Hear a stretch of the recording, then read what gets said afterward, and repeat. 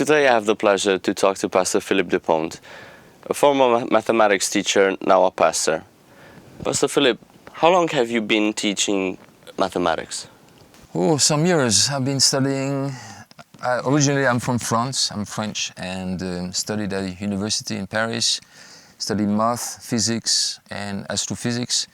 And after that, becoming math teacher. Yes, some years. Help me understand, from going to an exact science that has no margin of error to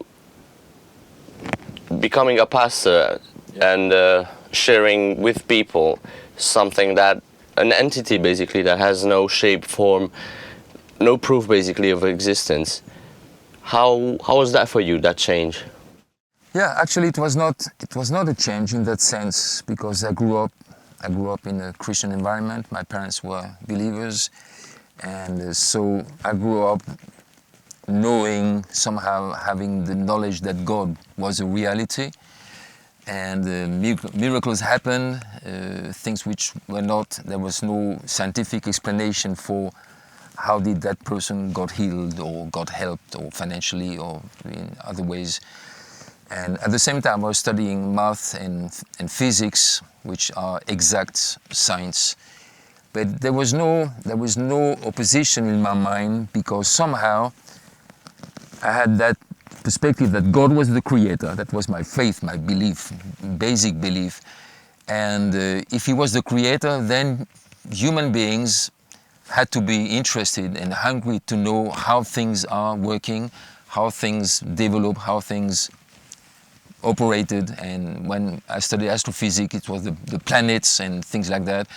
And for me, I was not shocked, or I was not in a field of tension, but I was amazed, because I just, whoa, this is what God did, you know, and it's working so precisely, and small changes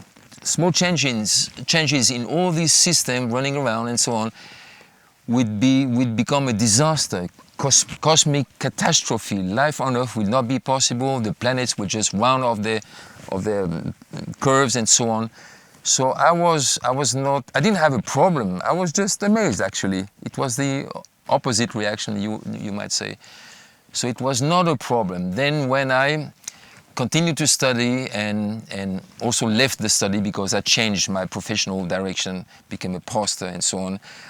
But then came these books from atheists like Christopher Hitchens and Richard Dawkins, which were not only, I mean, when I was a teenager, if you said you were a believer, people thought you were retarded. And then later, if you were a believer, believe in God and in the Bible and Jesus, you were like, okay, it's okay with you, you know, good for you. I have another. But then came these books which were really anti-God. And the postmodernist era. Yeah, and the God delusion and things like that, which were really violent, that God was evil. And then after that, it was a little bit of silence. The books were popular.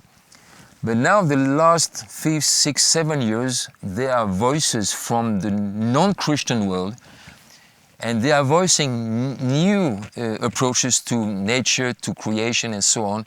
And it's like Christianity has come into the center again. People like, I have a book, I'm reading a book, I had forgotten about this interview today, so I'm reading a book by Rodney Stark, The Victory of Reason, How Christianity Led to Freedom, Capitalism and Western Success. And that's one book, very interesting. He wrote another book as well.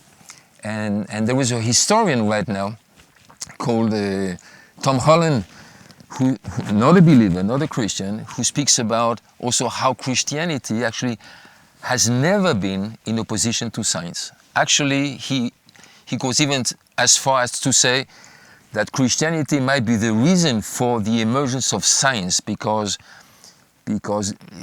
creation speaks about reason, it speaks about function, it speaks about accuracy, and all that points in the direction of a reasonable God. So I didn't feel there was any contradiction between belief, Christian belief, and science, not even between human reason and science, because all nature speaks about it's reasonable. and it functions so well. And now it's interesting to hear voices from non-Christian scientists. I made a list recently of 26 very high-level scientists who are believers, and they speak about there is no contradiction at all. So we're living interesting times where things are totally turned around. And now it's not to be a Christian is not stupid anymore, or you are retarded, or you have a simplistic view of the world. So that's exciting. I mean, yeah, I'm excited about that. These are definitely interesting times for Europe and for the West. Yes, especially. Yeah, he also speaks about that Christianity had some elements which provided also spoke about financial progress and so on, and he speaks about that in monastic communities, in the monasteries and so on, they were actually developing financial systems to administrate, properties and the production of wine and brandy and so on. So these guys were really financially skilled, and I mean, there are people in the Bible, a person like Moses, highly skilled, highly trained in the court of Pharaoh, the Egyptian court, building the pyramids and so on. And he was believing God, and And also some of the only literate people of at the time. Absolutely, literate people, and philosophers. There are more and more philosophers speaking about how much Christianity has influenced the mindsets of the West, and also played a role in the development of Western civilizations. Very interesting. Some people have the preconceived notion that pastors make a lot of money, either from tithes or collecting or donations.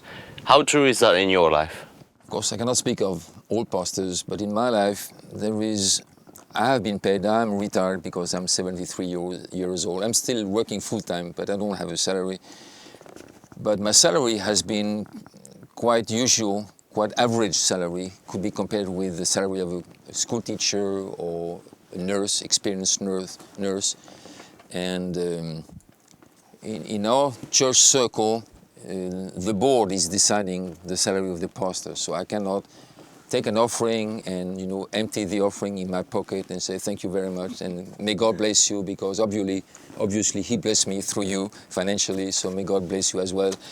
So it's decided by the board. So the board has always set my salary in a reasonable way, so I could provide for my family. My wife was working as a school teacher as well, so it's not financially rewarding. The reward is to see people doing well because they believe in him, they take God seriously, they take their lives seriously, and they take responsibility for their lives and don't put that responsibility on the pastor. Pastor, look after me, care for me, but they take responsibility for their lives and take that seriously, because that's the meaning of life, is to take responsibility. If we don't take responsibility, there is not much. Then there is work in finance. I heard somebody who even said to somebody that you don't know anything about responsibility before you have a child, because you are looking after somebody else than yourself, and a person you honor very highly in your life. So it's really rewarding. There are disappointments like anything else, any other jobs, but it's very rewarding in the sense, like to be parents to children and seeing your children doing well. That's extremely rewarding. And it's their work, it's your work, your investment in them, and teaching wisdom and righteousness and integrity, and give them values, eternal values. It's a challenge, it's awesome, but that's the primary reward, I would say, to see people doing well. Europe has definitely become a bastion of atheism over the past century or two. How do you find the courage to continue doing what you do in such an environment where things will get hostile fast? It's because, number one, is because I believe in God, and God has always supervised things. He loves humanity, and one of the Psalms of David says that the earth belongs to God. Its riches, its inhabitants, and its wealth belongs to Him. So I always have the conviction that God will look after this planet. And whatever evil men do, or even evil systems do to men, God will have the final word somehow, because He created it, and He will rescue it and help us. So that's the main thing. The second thing secondary thing is that I believe that when Nietzsche said that God was dead, he saw that if Christianity, his belief in God disappears, he might have thought, oh my God, what do we have then?